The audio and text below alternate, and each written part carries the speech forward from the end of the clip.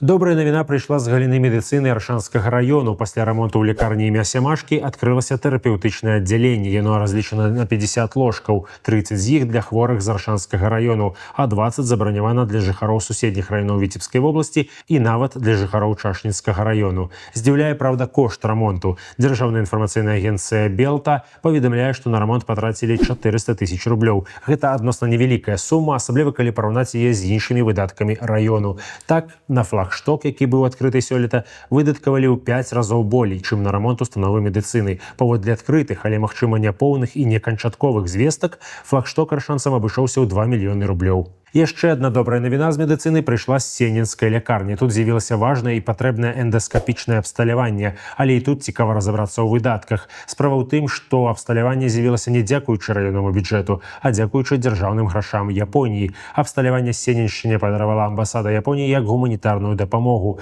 Агулам Японія патраціла на гэта $72 000.